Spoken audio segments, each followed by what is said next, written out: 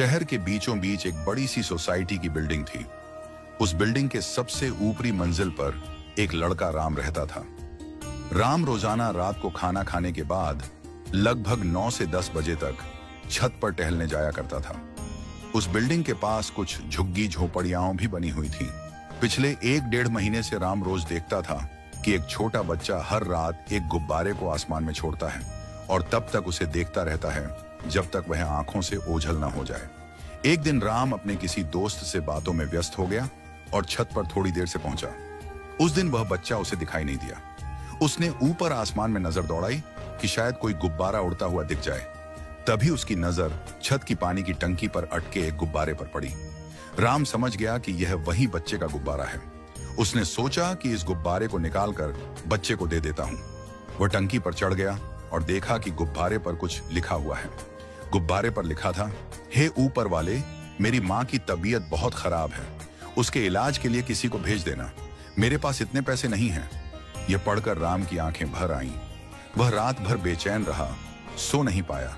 सुबह होते ही वह उस बच्चे से मिलने झुग्गी की ओर चल पड़ा। जब वह वहां पहुंचा तो देखा कि सचमुच उस बच्चे की मां की हालत बहुत खराब थी।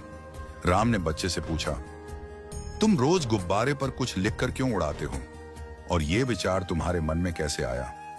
बच्चा बोला, एक दिन मैं होटल से लौट रहा था तो रास्ते में मुझे एक भिखारी दादा मिले। उन्होंने मुझसे कहा कि बेटा, मैं बीमार हूं, 2 दिन से भूखा हूं, क्या तुम मुझे कुछ खाना दिला सकते हो? मुझे दया आ गई, मैंने उन्हें खाना लाकर दिया। तब उन्होंने मुझे आशीर्वाद देते हुए कहा, बेटा, ऊपर वाला तेरा भला करेगा। मैंने पूछा, क्या सच में? तो दादा बोले, जैसे आज उसने मेरे लिए तुझे भेजा है वैसे ही वो तेरे लिए भी किसी को भेज देगा, बस सच्चे मन से प्रार्थना करते रहना। राम ने पूछा, तो गुब्बारे पर लिखने का विचार कैसे आया? बच्चा बोला, मैं सोचता था कि ऊपर वाले तक मेरी बात कैसे पहुंचे। एक दिन मैंने एक गुब्बारे को बहुत ऊंचाई तक उड़ते देखा तो मुझे यही रास्ता समझ में आया। मैं होटल में काम करता हूं, रोज रात को पैसे मिलते हैं, इसीलिए हर रात गुब्बारे पर अपनी बात लिखकर उसे ऊपर भेजता हूं। उस बच्चे की बातें सुनकर राम की आंखों से आंसू बह निकले।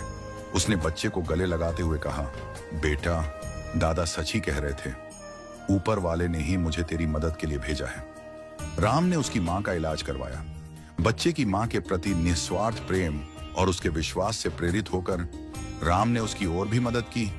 उसे अच्छे कपड़े दिलवाए, स्कूल में दाखिला करवाया और हर संभव सहयोग दिया। ईश्वर उस बच्चे पर क्यों प्रसन्न हुआ? क्योंकि उसमें था अपनी मां के लिए अटूट प्रेम। वो स्वयं गरीब था लेकिन दूसरों के प्रति करुणा और दया रखता था। उसने किसी से शिकायत नहीं की, केवल भोलापन और विश्वास रखा। और सबसे बड़ी बात, उसका निरंतर प्रयास। 1.5 महीने तक वह बिना थके ईश्वर से संवाद करता रहा।